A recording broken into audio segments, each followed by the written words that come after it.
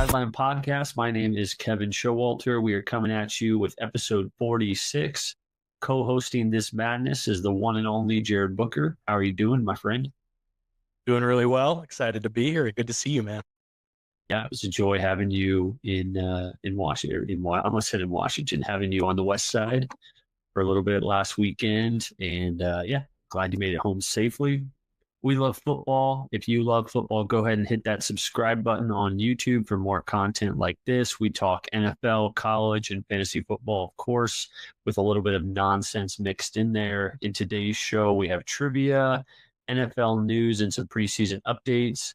We have the NCAA rankings. AP rankings came out this week, and our Power Four predictions for who's going to win each conference. Can you believe, Mr. Booker, college football starts with, I believe it's week 0 is next week, which that's probably a podcast for another time on why they call it week 0. I don't really like that, but college football is back next week, man. Give us your 10-second take on college football, or your 10-second excitement on college football coming back next week. I am so excited. I've been watching the SEC Netflix documentary and just have been getting so hyped. I don't care about it being week 0. I wish they had like week -2 so that I could be watching something there. Like, give me some college football this week. Yep. I love that. All right. We talk a little fantasy football sleepers, and the main meat of the show will be our tight end rankings, both in NCAA and NFL. If you are playing in a Debbie or a Canvas Canton league, better get your drafts wrapped up or done this week because the season starts next week, as we mentioned. If you're playing NFL fantasy football, let's wait on those drafts until as close to the regular season as possible. A little bit of a spoiler here on Judkins, but doesn't look like he's going to get suspended. So it'd be a bummer if you passed on him, again, ethically, wherever you land. But you pass on a guy if you drafted early June, and then close to the season, it might be business as usual. He's back in the starting role. So again, in your NFL drafts, one little tip here at the beginning is push those babies back as close to the regular season. Ideally, the Wednesday before kickoff is ideal for me, because I just don't want to get burned with, like, if somebody tears their ACL and then you draft them early, like, that's just such a bummer. And that's part of the game that we play. But yeah, push those NFL drafts back, get your college ones done this week. So without I'd love to hear, I know we're going to jump into trivia, but I would love to hear if there's, I would love to hear, but it would also be sad. Like, if there's somebody who they drafted right after that news broke that Judkins was potentially in some legal trouble. I wonder what the lowest he was drafted at, like, and that owner now in those leagues is probably like, wow, what a steal. Yeah. And if you are drafting, like, right now, when this news has come out, his ADP is probably still way pushed down. So you can get some good value on Judkins. Again, we will get into some Cleveland Browns talk. Do you think we talk about the Cleveland Browns too much? There's been so much drama. Even as I was making some of the slides for the show, I was like, maybe we talk about the Browns too much. I don't know. You want my honest opinion on that? No, I don't, actually. Let's we've already talked too much about the Cleveland Browns. Yeah, as we have a Brown segment here in a few minutes. So, all right, without further ado, let's jump into some trivia. All right. So here's what we've got for trivia. What is question number 1? So 2 questions. We try to do this every week, trivia. And I am also releasing trivia questions on X because trivia is a part of what we both enjoy. And the goal is to create community. And I think trivia is a way to do that. So, Kevin, question number 1. What is the average career length of an NFL running back? Is it A, 4 years, B, 2.57 years, C, 3.87 years, or D, 4.34 years? This is a brutal question because the average career length of any NFL player is very short. And so with a running back, this is so this is so open-ended and like borderline vague on like all running backs. I'm like, it's got to be like 2.57 is what I'm guessing, because most guys don't make it. And so my guess is most players don't make it through their rookie contract. And then when you think about the 30-year-old wall, which is getting pushed in recent years. I think even so now, Derrick Henry going into age 33, James Conner at 30. Um, I'm going to go 2.5 years, even though we have some old guys in there. I just think it's short when so many guys flame out early, both skill wise or they get hurt. I just think it's shorter than probably 4 years is league average across all positions. I think the running backs is probably even less than that. So B 2.57. If you have a guess in the chat, want to phone a friend here, let me know. But that's my answer is B. You are absolutely correct. Nice work. So Boom. if the widely accepted average is 2.57 years. And what brought this question up is, and you were like right on script here. You did not, I mean, my notes are separate, but somehow you're dropping names that inspire this question. So what Derrick Henry is doing is so impressive. He's entering his 10th season, and his ADP in fantasy football is still the pick number 14.7. And so he's destroying this league average, and he's still like he's a second rounder and will continue probably to be so, if not move up, because he's just doing some incredible work there in Baltimore. So nice work. Question number 2. We're going to tap into some college football. Where did Gio Lopez play before transferring to lead Bill Belichick's UNC offense in 2025? Was it A, Jacksonville State, B, Florida Atlantic, C, East Carolina, or D, South Alabama? This is tricky because I feel like I looked this up in the offseason here, but all of these schools are so close that I'm like, don't think it was Rich Rod in Jacksonville State. I'm leaning East Carolina or South Alabama would be the two that I'm kind of leaning towards. I'm going to go with East Carolina. The old Pirates is staying in the state of North Carolina. C. It's my final. All right. Final answer. Unfortunately, you were correct with your second. So I played for South Alabama last year. He threw for over 2,500 yards and 18 touchdowns, as well as rushing for 465 and adding 7 rushing. So okay. He had quite a year at South Alabama. I heard that Bill Belichick kind of handpicked them as far as in the transfer portal. Bill Belichick's first season there in Chapel Hill with University of North Carolina. It's going to be an interesting year. So yeah, nice work. Thank you. 1 for 2. 1 for 2. Alrighty. So let's jump into some news here. So we got Matthew Stafford is working out today with the Rams, and I haven't seen an update on how this went, but I saw this article from yesterday posted. My question for you is, I saw some reports as well that he is going to be ready to go by week 1. This over under is probably low, and it'd be interesting to see. While you're answering, I'll look up how many throughout his career how much time he has missed, because he has a reputation for being an absolute warrior, not missing time. That being said, like back pain and spinal stuff, it's just not something you want to mess around with in the twilight of your career. And so I'm going to set the over under at 9 games. Do you think Stafford plays more than 9 games or less than? That's a great question. I know that his reputation is you go out there. He's kind of an old school football player where, he'll go out there with bruised and broken body. But yeah, he's getting up there in years. And I think, he's a competitor, but he has life outside of football to think about as he comes towards the end of his career, probably certainly the second half of his career, if not the last quarter of his career. I think he plays under 9. I'm dealing with back issues myself, and certainly not to the degree that a NFL football player is, but it is like, I have a hard time tying my shoes sometimes, much less like getting smashed by some defensive lineman or like, so I'd say under 9. And I know Devontae Adams is just absolutely excited with my answer because he's listening, guaranteed. He's like, give me some more of those murder balls, Jimmy Garoppolo. So under 9. What do you think? Well, I looked it up here. So he's played under 9 games 2 times in his career. I don't remember the circumstances, but it was 2010, his second season, and then his second season with the Rams, he played 9 games.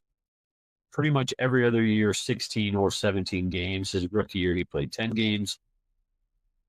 I just think the back is a different animal. I would proceed with caution on like the Puka Nakua first round pick. If I can take somebody else, I'm going to. I'm probably not going to reach on a Devontae Adams, hoping that they could both finish top 10 because of this baked in risk. And again, everybody plays fantasy football. Everybody looks at this differently.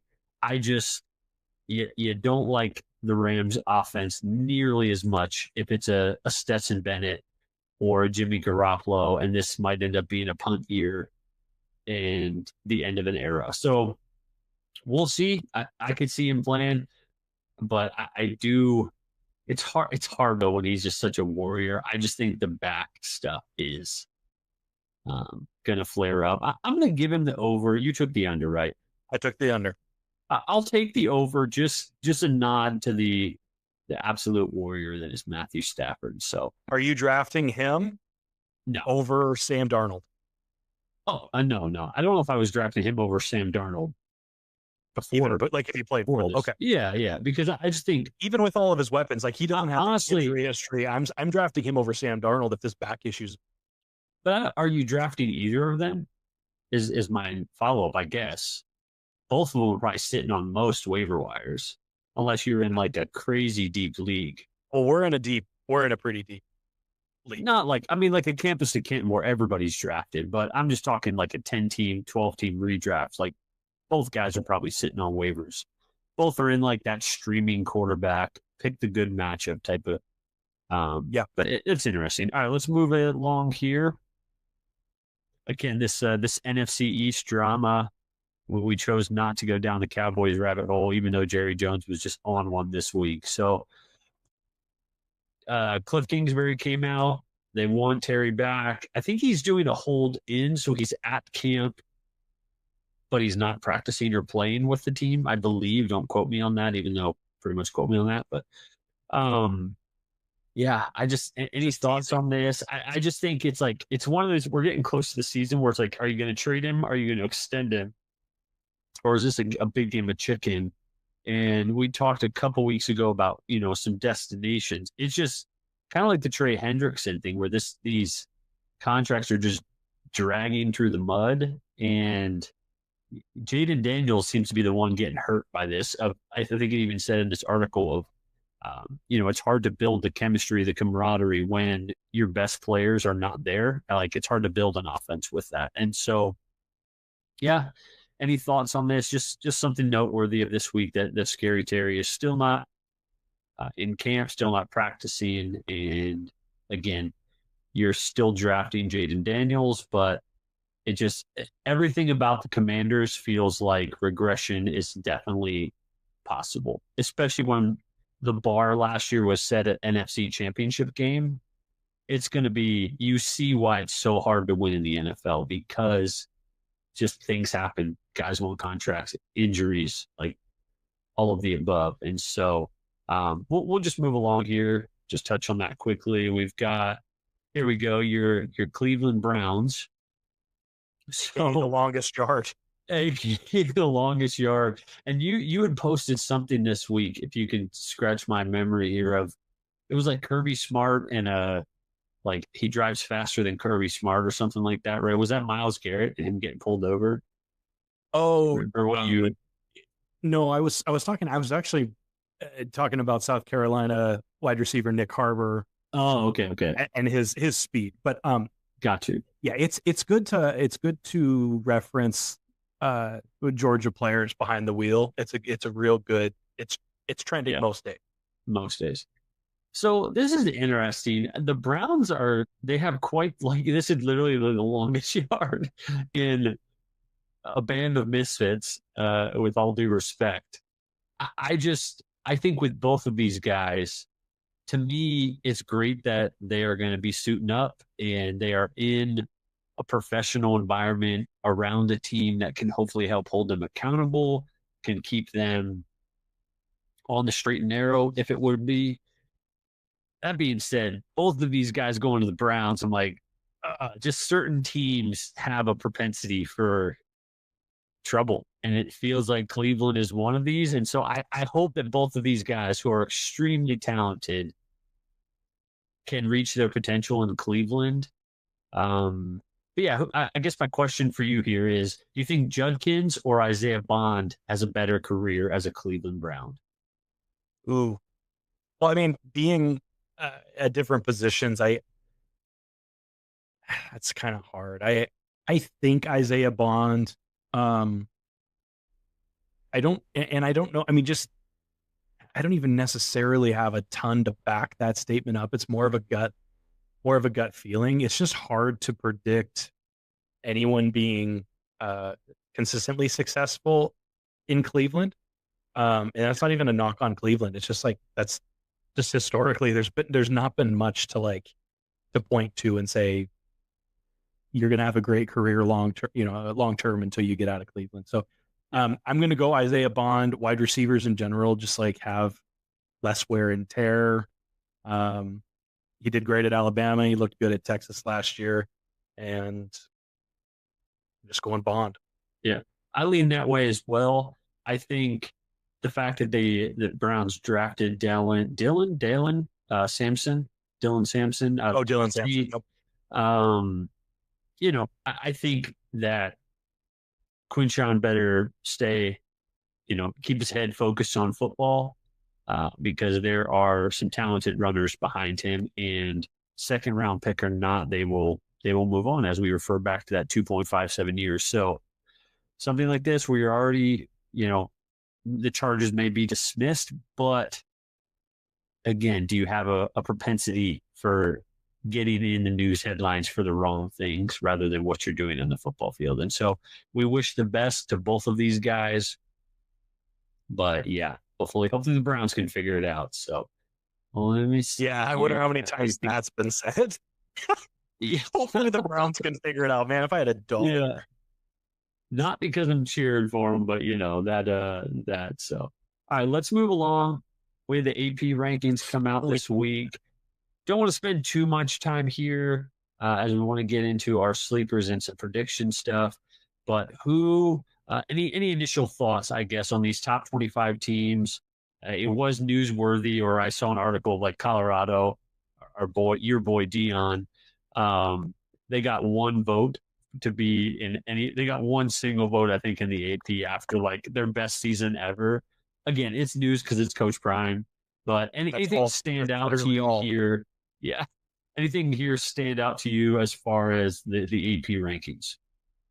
Well, we'll get into it a little bit more when we go through I've got some spicy takes when it comes to Power 4 conference champions. I don't necessarily love where Texas Tech is on here. And also, I mean, I'm a Tennessee fan. I feel like they lost Nico, sure, but and Dylan Sampson and I guess some guys, Pierce on the defensive side of the ball, but I think they're going to be better than where they're currently projected. Other than that, I'm kind of surprised to see Illinois at 12. Yeah, that one was. That though, things kind of look where I'd put them, and yeah, we can touch on Penn State a little bit later, but those are kind of the ones that stand out the most to me. What about you? Yeah, the Illinois above like a South Carolina, Michigan, Florida, that felt like a little bit of a reach. I think like Indiana down that low, like saying Illinois is going to be better than Indiana. I'm like, I think Indiana is going to be a better team than Illinois. I know they had the returning quarterback, but it just feels like, feels like they're a little low. Just those SEC schools, maybe not as much Oklahoma, but Texas A&M, Ole Miss, even like you said, Tennessee, like those teams just feel too low and where they're going to finish on the season. I know it's a gauntlet in the SEC, but those teams felt a little low. And then Boise in the top 25, losing Ginty. I don't know how many, they had a great offensive line last year. I think he carried that offense quite a bit. So to say that they're going to finish as a top 25 team, this isn't saying they're going to finish that way, but it just, to put them in feels like, are you reaching from what happened last year when it's going to be just a completely different offense. And so, Mhm.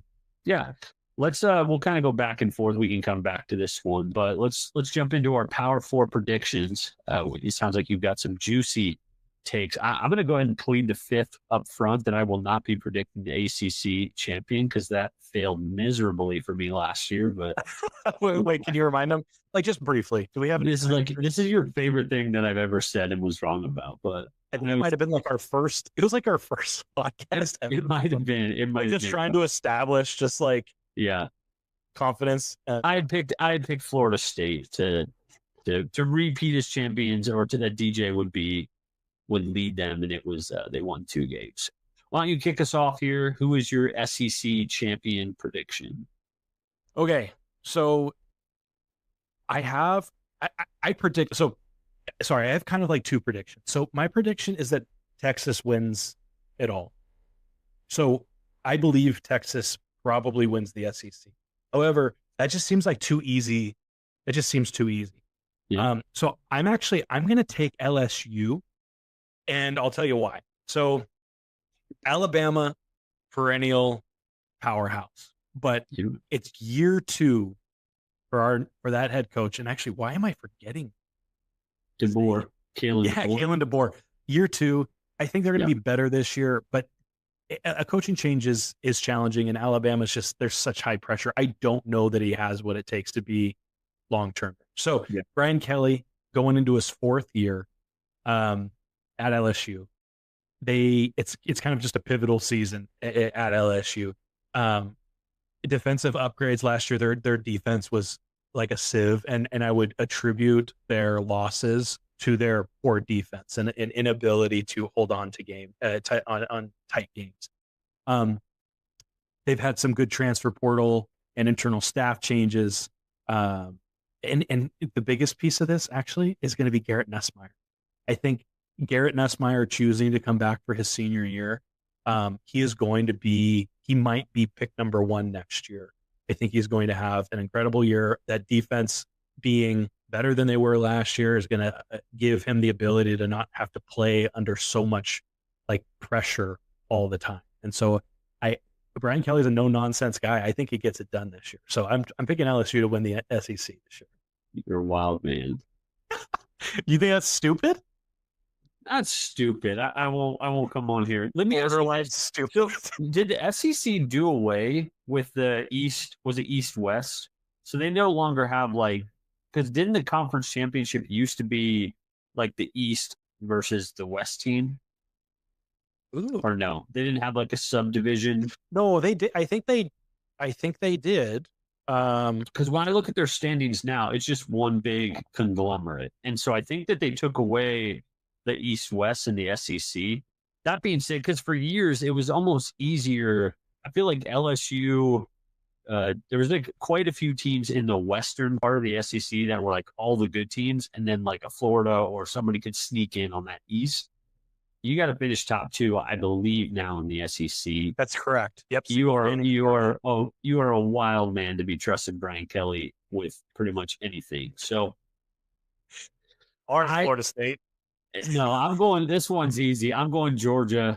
I think Texas will slip up at some point. I could see them getting into the playoffs as like a 2-loss team, maybe. Let me see. Look at their schedule here. While you're looking at their schedule, I don't even need to. Though, go ahead. Alabama, both, and who you just Georgia. They've got new cornerbacks rolling up in there, man. Like Garrett Nussmeier is under center. He is the captain. I'm the captain now, and he's got the experience and the veteran leadership, man. That position matters a lot. And you're talking about two schools that are elite, except you have 2 young quarterbacks sticking in there, and I don't know. Yeah. I think Georgia's bringing back what's old buddy's name? Gunner Stockton. I'm leaning on the Georgia defense. Let me say this: it will be Texas or Georgia, I think, winning the SEC. I don't think. You're a wild man. Honestly, what could be best for Texas is losing to Ohio State week 1, kind of a wake up call, and really lighting a fire under them to like run the table rest of the year. I don't know if that's going to happen. They do play Georgia during the regular season. That's going to be their toughest game is Georgia. They don't play Bama. So that, they could lose they could lose two games and then and get to the SEC championship. I think that Georgia is going to, sorry, we're not going to take all night on this. My prediction is Georgia wins the SEC. It's pretty easy on that one.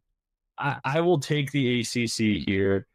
I'm going to go with Clemson. I think this one is much easier than last year. I do like SMU. Miami is interesting with Carson Beck, but I think this is Clemson, the experienced quarterback. Dabo, he had a couple, the run there of national championships, getting there, a little bit of a dip, but I think this Clemson team is pretty much close to the talent level that he had back in the day. And so I think that they will run through the ACC pretty easily. Last year they won the SEC championship, but didn't have the ACC. Yeah, they didn't. Well, they didn't have a. I don't remember what their record was, but they kind of snuck in. But I think this is a more of a vintage Clemson season with Kate Klubnik. And easy because it's football. It's not an easy game, but I think they win the ACC. What do you say? I'm on board. I won't take a bunch of time either. Klubnik, then you have TJ Moore, Bryant Wesco, Antonio Williams. The defense last year was also a bit of a liability, but they have a new defensive coordinator, Tom Allen, and there's reports coming out of Clemson that the defense looks stout. So the team looks locked and loaded, and I think it is a vintage Clemson year, and they take it pretty easily. All right, it's not good entertainment when we both agree. Let's go Big 12. We will not agree on this one. Yeah, this one might be the hardest one because, like, it's funny you were ragged on Texas Tech. I was reading the comments on X, people saying like, no, like Texas Tech has a chance to win the Big 12. Ragged on Texas Tech. When was I ragged on? At the beginning, I thought you were saying they're like Texas Tech is not. No. I think they're too low on here. You thought they're too low. Win. Oh, gotcha. That's fine. There you go. Who's your Big 12 champion? Is my Big 12 champ? It is. Oh yeah. So no. I picked Texas Tech to win the Big 12. Colorado certainly not. Texas Tech with Baron Morton, and then they've got Quentin Joyner there at running back to take over Taj's position there at running back. They do. I mean, the Big 12 has porous defenses, and Baron Morton last year, like, he was throwing the ball all over the place. So, I think that the title race there in the Big 12 is wide open, and they had a great transfer class and an experienced roster. I believe I read that they have like 70% of their offensive production returning this year in Lubbock. And so I think Texas Tech is actually going to take it this year. I'm going to go Arizona State. That was my only one. Yeah, smart. I like bringing back the quarterback. I like Jordan Tyson, great coach, and I just think that they are going to repeat. But my dark horse isn't even in the top 25, and I was trying to fit in there the others receiving votes, but it was not working well for my formatting. Let me just try and pull that up here. It's all about the formatting. I know it. It's all about the formatting. No, I was trying to see if Utah. Yeah, so Utah got 144 votes. So they were and BYU 156. So, like, to me, both of those teams would have an argument to replace Boise State in this top 25. I think Utah with Dampier could make a run in the Big 12 and be a surprise team, sort of like an Arizona State last year that came. But yeah, I think that the Big 12 is wide open, and it should be an interesting conference. Like, are they going to be able to compete with the big boys in championship rounds, the playoffs? But this conference has sort of found some new life in the teams that they've brought in, and I think it truly is Power Four. Again, when the history and we will look back and see, like, okay, the Big 12 is not winning championships at the highest level, but I'm excited for the Big 12 this year. I think it's going to be wide open and should be some exciting football.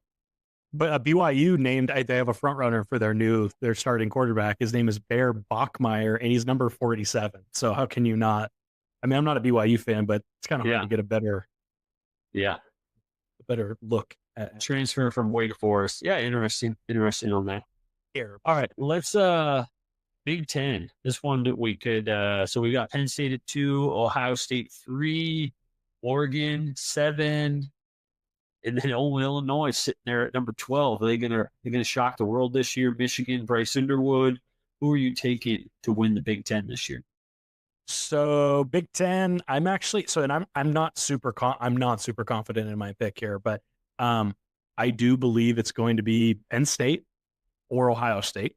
And I'm going to go with Penn State because Ohio State has been whining a bit too much for my liking about the Michigan punishment on X today.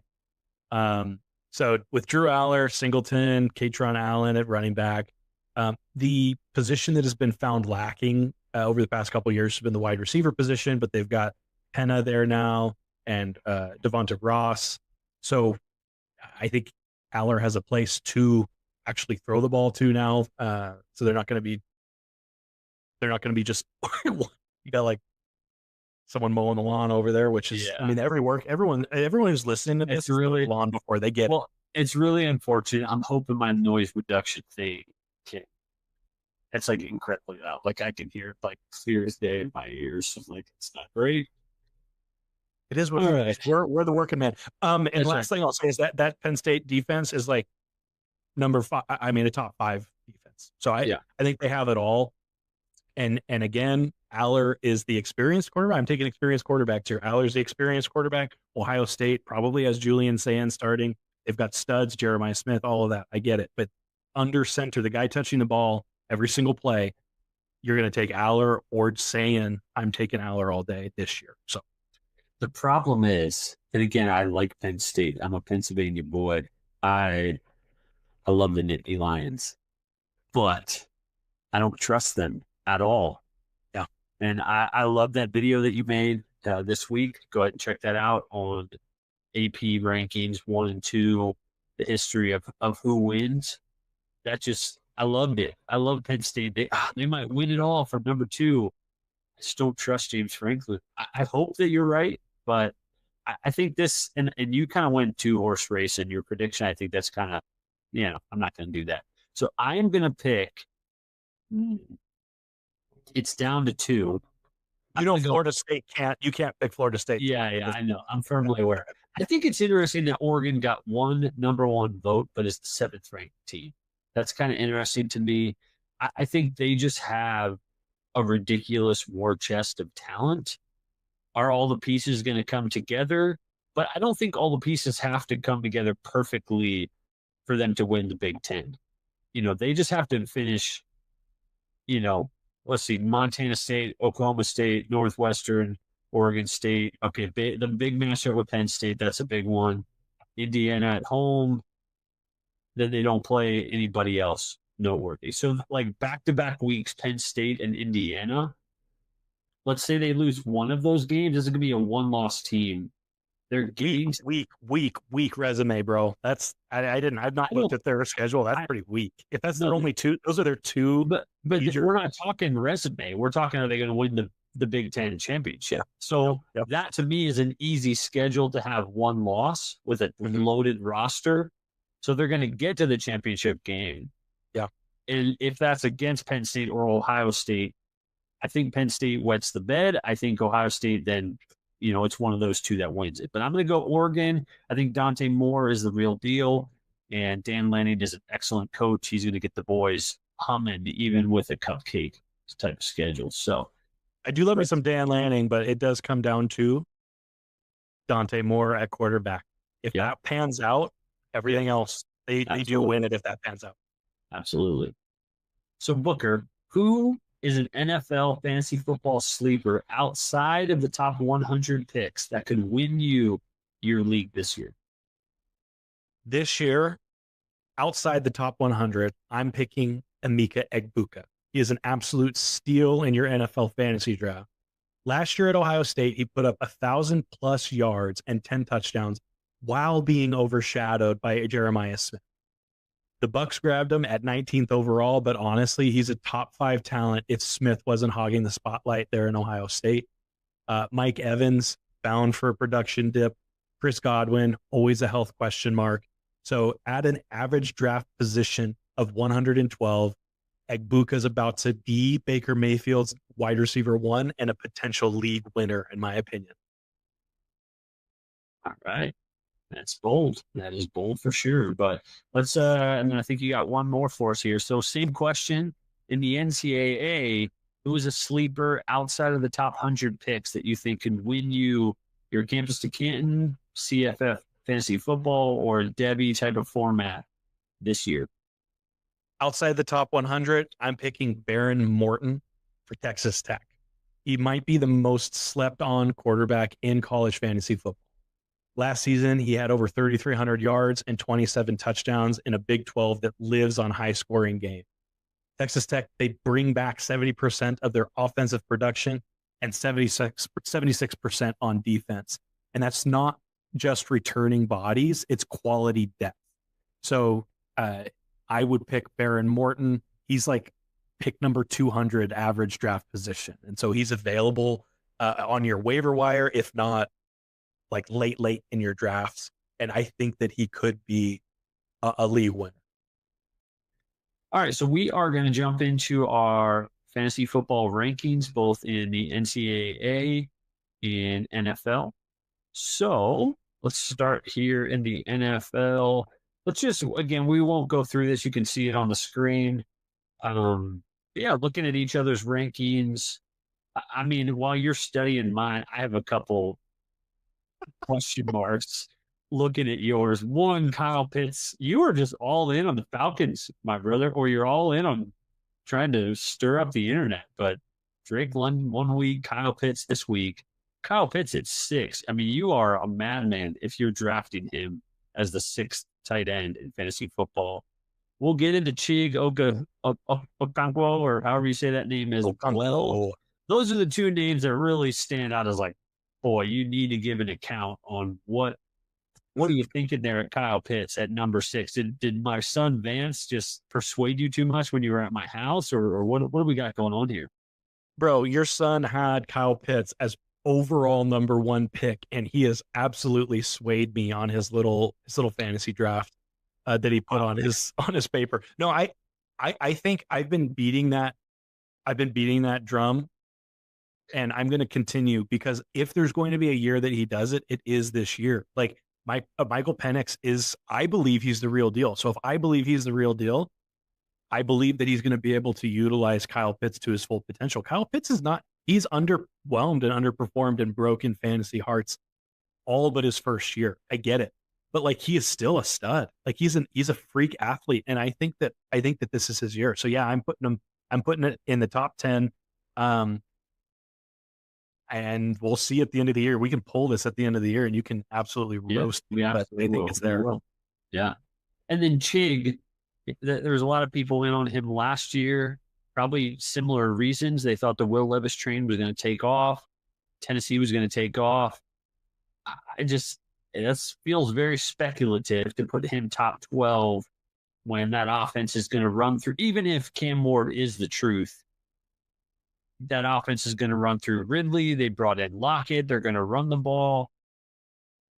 Chig, top 12. What's your reasoning there? Same thing. I believe in Cam Ward. And yeah, they have Lockett and they have Ridley, but those are some older guys. I think that safety valve is a really important position and role to play for a brand new quarterback. And I think Chig will be that. They've had some injuries. What is it? Treylon Burke. I believe he's out. I think he's off the team. Oh, he's off. Yeah. They cut him because of an injury. He's off. Yeah, I don't think that they have. I mean, they've got Shamir, DK. I don't even know if Restrepo made. I don't love what they've got going on the outside, and I do think Chig has been underutilized. And Will Levis, like, do we need to say any more? Yeah, I think Cam Ward is going to be a guy. I wonder how good the Titans will be in year 1. Yeah, it's a different animal when you're going up against NFL defenses week in, week out. I just think that Tennessee might struggle a little bit this year. And are they going to put up enough points to justify a top 12? I don't think so. But how about you? I know my list is perfect, but is there anything you're seeing on my side that you think I'm off my rocker on? I just would not change a darn thing. I'm just kidding. There we go. I think the thing I don't love. I mean, I understand the narrative that Travis Kelce has been distracted by what's her face. I get that. And he's all focused, but I'm sorry. I think that he's done.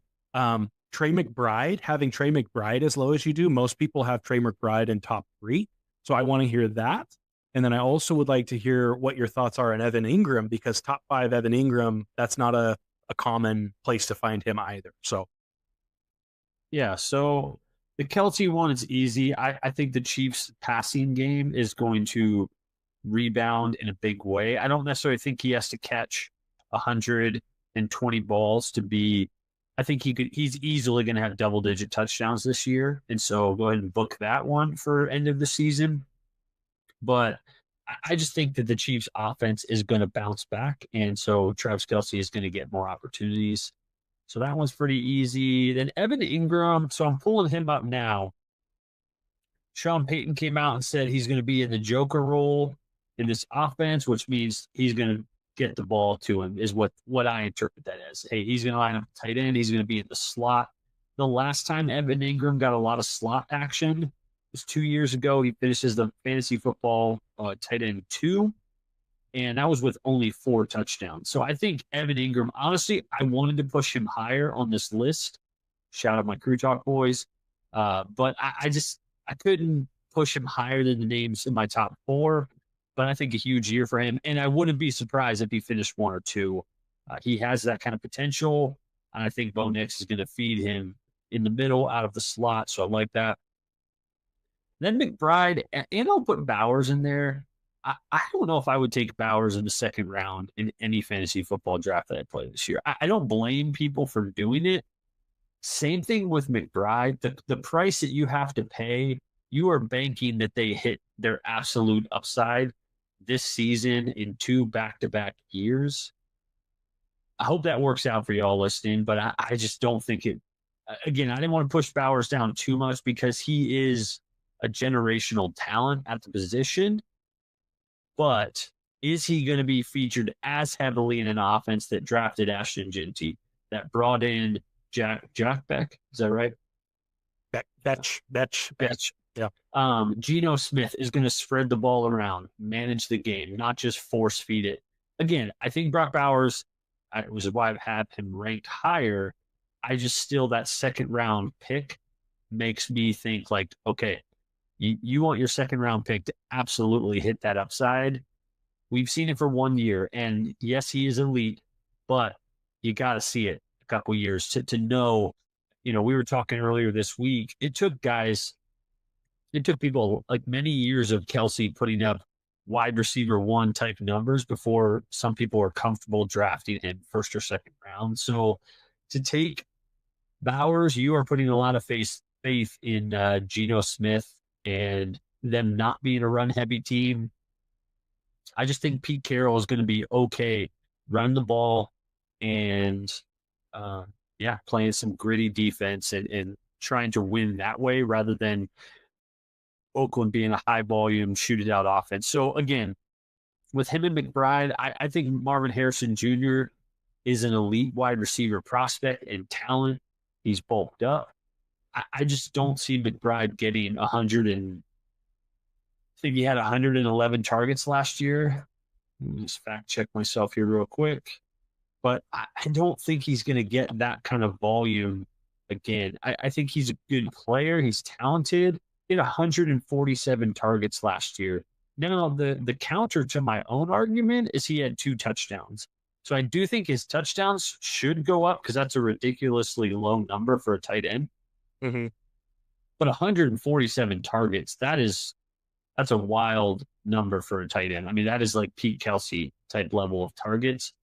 I don't know if he gets that this year, so that's why I've been bumped down a little bit. But other than that, I feel pretty good. Then my list. You didn't even put Laporta, and I know we don't have a ton of time to yeah. play on here, but you didn't even put Laporta in your top 12. I don't hate that. I don't hate that on Laporta. I think for me, it was just the targets. I mean, you could fit him. I would say that 8 to like 14 range. Like if you wanted to put Laporta over Tyler Warren or Mark Andrews, like I wouldn't hate that. Um, I think he's talented. We got spoiled his rookie year, but I do think there's a lot of mouths to feed in Detroit, and that's why I have him bumped down a little bit. Is he going to get the target volume again for your Bowers, for your McBride guys out there? Sam Laporta is a great example of elite rookie season brought back down to earth because that's what happens in the NFL. Teams are going to game plan for Brock Bowers, for Trey McBride this year. So they might need to spread the ball around because they're not just going to force feed it to them if other talented players are open. So let's jump over to our NCAA rankings, and we will just cover this one briefly. Again, we're short on time. Top 12 NCAA rankings. What are your thoughts looking at my list? I would guess the big one here is Jack Endry's at 1 for you, 10 for me. I see no Nick Harbor on your side as well. He's playing wide receiver, but he's still on Fantrax. He still counts as tight end.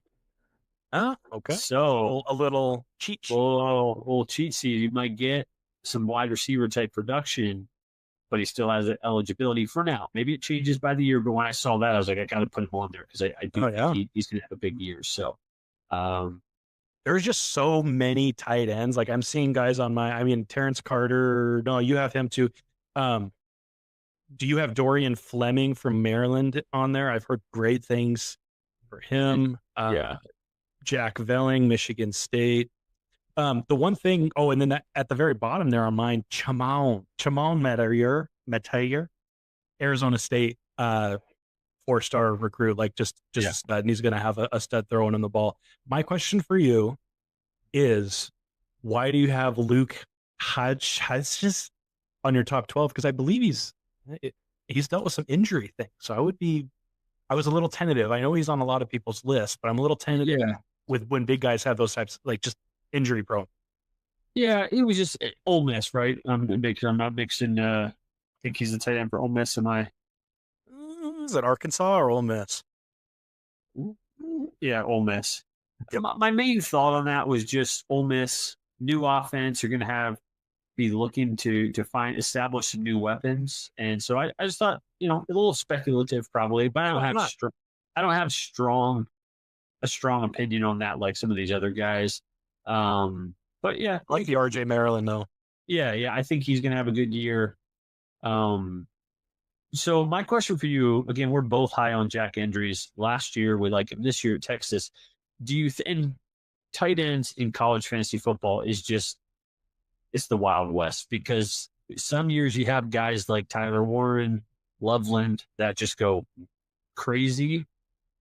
And other years it's going to just be week by week. There might be an Endrys week. There will be a Luke Reynolds week. There will be, like, you're not going to have somebody that produces at an elite level all year long, especially at the tight end in college football. That being said, this is sort of our projections for the year. We will obviously update these as the season goes along and week-to-week matchups. I just think, do you think Jack is going to get the volume of targets in Texas to finish as the tight end 1?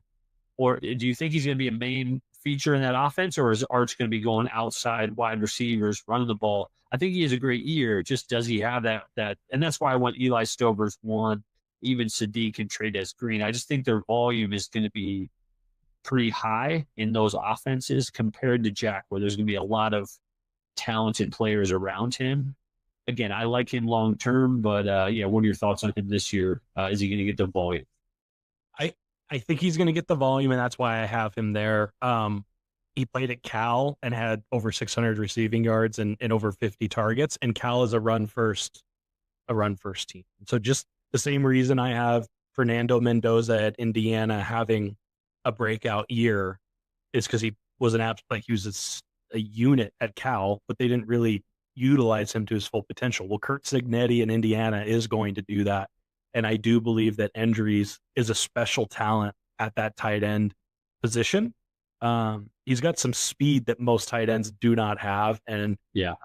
yes, there's a lot of mouths to feed in Texas, but that safety valve piece again for a quarterback who undoubtedly is cream of the crop, but it's going to be his first year starting the entire year. So I like the idea of having a reliable, soft-handed tight end to be there as a security blanket, but also who can get downfield. And so I think Jack Andrews has a big year, and maybe he's a little high at 1, but I think he's got his ceiling is 1.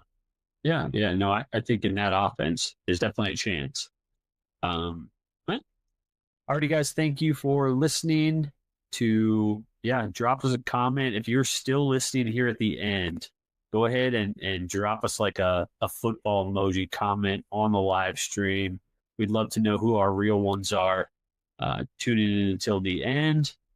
NFL preseason is going tonight and tomorrow. Football is back, baby, and we can not be possibly more excited than we already are. So have a good Dublin last year. Have a good rest of your weekend, everybody. Goodbye.